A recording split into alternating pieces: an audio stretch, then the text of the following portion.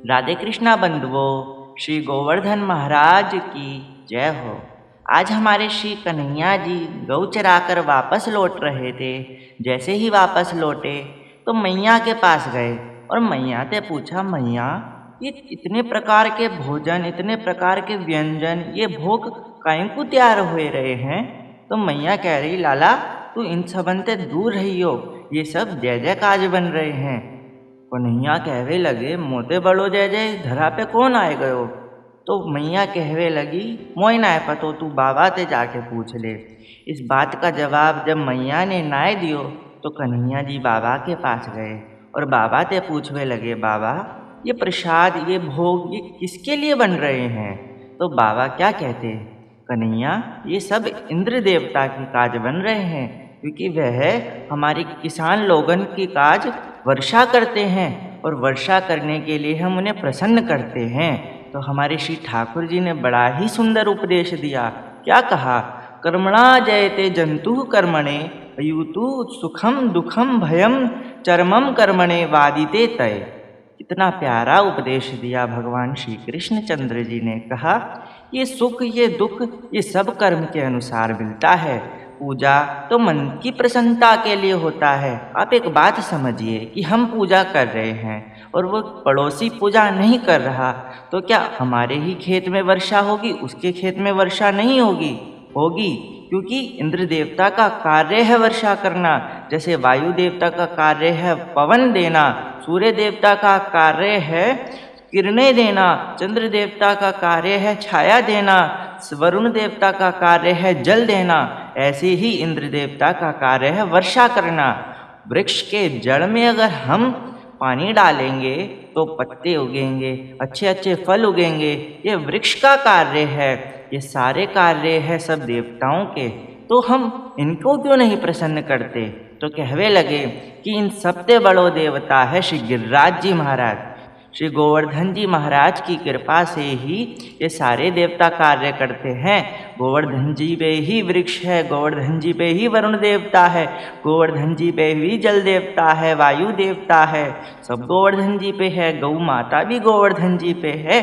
इसलिए हमें श्री गिरिराज जी महाराज का पूजन करना चाहिए। तो कन्हैया कहने लगे, गोवर्धन जी की पूजा करनी चाहिए। बाबा तो चलो कहवे लगे, ठीक है लाला हम कर तो ले, मगर गांव में ये सबरी बात मानेगा कौन? तो कन्हैया ने कहा, देखते हैं कौन कौन मानता है। जो मानते हैं वह मेरे साथ चलो, और जो नहीं मानते वह एक जगह खड़े हो जाओ।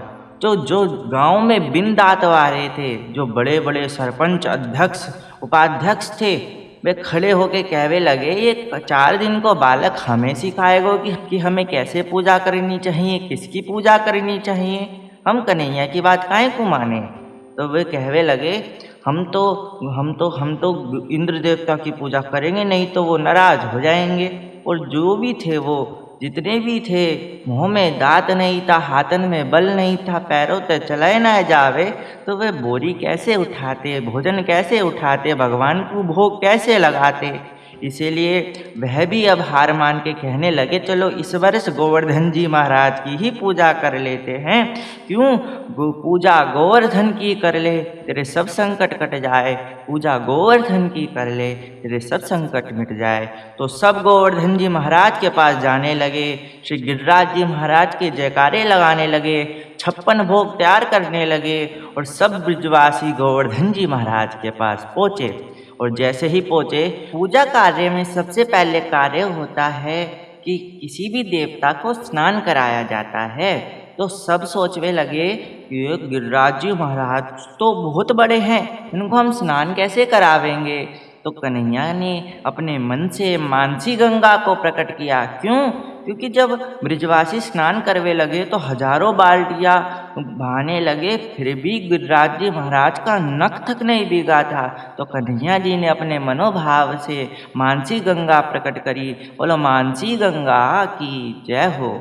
और सब आंख बंद करवे लगे। कन्हैया जी ने कही कि सब आंख बंद कर लो। ठाकुर जी को भोग लगेगो। श्री गिरिराज जी महाराज भोग खावेंगे और जैसे ही आंख बंद करी श्री गोवर्धन जी महाराज प्रकट हो गए। 4 भुजा वाले थे, मोर मुकुटधारी थे।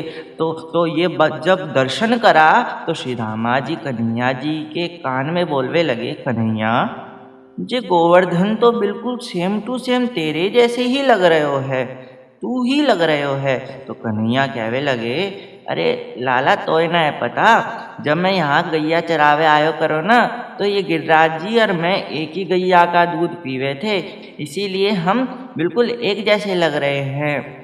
फिर सुदामा कहने लगे, सारा भोग लगाओ। सब भोग लगाने लगे। इतना भोग लगाया, गिरिराज जी महाराज तो खाए जा रहे। तो फिर सुदामा जी कान में कहा बोले कन्हैया के कि कन्हैया बुरा मत मानियो, मगर ये जो तेरो बाबा है ना, तेरो भगवान है ना, ये गिरिराज जी, ये मुझे लगे बड़े दिनांत भूखो दीख है, हमारे सबरो प्रसाद खाए गयो। ये इंद्र देवता तो कभी ना खाए, उनने प्रसाद दूर ते ही नमस्कार करो और सारो प्रसाद हमने खाए लियो।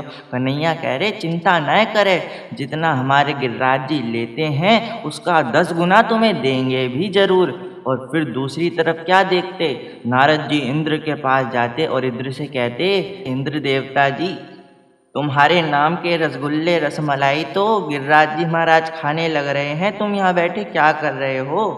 तो क्या करा, और इंद्र देवता को क्रोध आने लगा और वर्षा प्रारंभ करने लगे थे।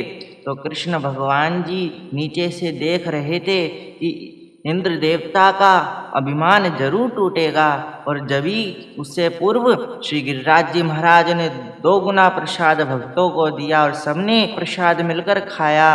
और पहली पूजा ऐसी हुई होगी जिसमें कृष्ण ही यजमान हैं, भगवान कृष्ण ही पुजारी हैं और कृष्ण ही भगवान हैं। क्यों? क्योंकि पूजा करवावे वाले ही कृष्ण हैं और पूजा करवाने वाले भी कृष्ण हैं और यजमान भी कृष्ण हैं और जिनकी पूजा हो रही है वो भी कृष्ण हैं। यजमान पुजारी भगवान सब एक हैं, श्री कृष्ण चंद्र भगवान जी। तो कन्हैया जब देखते कि इतनी तेज वर्षा कर दी, तो कन्हैया ने अपनी छोटी उंगली को धरा से लगाया और श्री गिरिराज जी महाराज उठा लिया। श्री गिरिराज जी महाराज की जय हो। कन्हैया कहने लगे, सब लकड़ियों का दम लगाओ, लकड़ियाँ उठाओ, और सबने अपनी लकड़ियाँ लगा ली, जिससे कि कन्हैया गांव वालों को न लगे कि कन्हैया में इतनी शक्तियाँ आई कैसे। तो फिर भी किसी ने पूछ लिया, कन्हैया तुमने गिरिराज जी महाराज कैसे उठाए ले। तो कन्हैया क्या कहते, कछु माखन को बल भड़ो, कछि गोपिन करी सहाय, श्री राधा रानी जी की कृपा से मैंने गिरवर लियो उठाए। अब गोप ग्वाल कहते, चलो यूं तो समझ आवे, कछु माखन को बल भड़ो, हमने तेने माखन खायो तेरो बल भड़ो, और कछु गोपिन करी सहाय, हम ग्वालों ने गोपियों ने तेरी मदद करी, लट्ठन के सहारे तेरो गिरिराज जी ठावे में तेरी मदद करी। मगर ये बात समझ न आए रही, श्री राधा रानी जी की कृपा से तेने गिरवर लिए उठाए। तो कन्हैया कहते, राधा रानी जी मेरी शक्ति हैं, जब श्री राधा रानी जी मेरे समक्ष होती हैं, उनकी आंखों में जब मैं देखता हूँ तो उसी शक्ति के बल से मैंने श्री गिरिराज जी महाराज उठा लिया। तो कई ग्वाल कहते, कन्हैया तू ऐसा कर, थोड़े समय के लिए विश्राम करवे का चला जा, हम लकड़ी से गोवर्धन जी संभाल लेंगे। तो कन्हैया जैसे ही जाने लगे तो सारी लकड़ियाँ टूटने लगी और सब कहने लगे, कन्हैया पकड़ो पकड़ो पकड़ो। और जैसे ही सब लकड़ियाँ टूटने लगी, कन्हैया ने गिरिराज जी पकड़ लिए, क्योंकि लोगों को लग रहा था कि गिरिराज जी हमारी लकड़ियों के बल पे था, हमारे कन्हैया की उंगली पर गिरिराज जी था। सब ग्वाल वाल कह रहे, अब समझ आई कन्हैया तो हमारी शक्ति लेकर बैठो है, जब गिरिराज जी नीचे धर देना तो हमारी शक्ति हमें वापस कर दियो। और फिर 56 भोग की प्रक्रिया चली। 7 दिन तक श्री गोवर्धन जी महाराज को भगवान श्री कृष्ण ने अपने नख की उंगली पर उठाकर रखा। नख पर गिरवर लीनो धार कन्हैया मेरो वारो। इसलिए 7 दिन तक 8 प्रकार के भोजन भगवान कृष्ण की व्यवस्था में, कृष्ण के प्रेम में बनते रहे। और 7 को 8 से अगर हम मल्टीप्लाई करें तो 56 प्रकार के भोग भगवान श्री कृष्ण को श्री गोवर्धन जी महाराज की पूजा के समय लगाए गए थे। और जब 7 दिन तक भगवान श्री कृष्ण ने गोवर्धन जी महाराज को अपनी नख की उंगली पर धारण किया तो इंद्र का घमंड, इंद्र का अभिमान टूट गया। इसीलिए वहाँ पर एक मंदिर भी विराजमान है, इंद्र मर्दन मंदिर, जिसमें इंद्र का अभिमान, इंद्र का मर्दन हुआ और उसने भगवान श्री कृष्ण से माफ़ी मांगी, हे भगवान, हे कृष्ण कन्हैया जी, मुझे क्षमा कर दीजिए। इंद्र ने कहा, हमारे नगर देवता तो श्री गोवर्धन जी महाराज जी है, इनकी पूजा करने से ही सभी देवताओं की पूजा हो जाएगी। और श्री गोवर्धन जी महाराज का अर्थ बताया। क्या है गोवर्धन जी? गोवर्धन का 2 भाव में अर्थ बताया गया। गो माने गाय, वर्धन माने गोरस, यानी कि जहाँ पर गाय माता का रस हो, अमृत हो, पंचगव्य हो, दूध दही माखन हो, ये गोवर्धन है।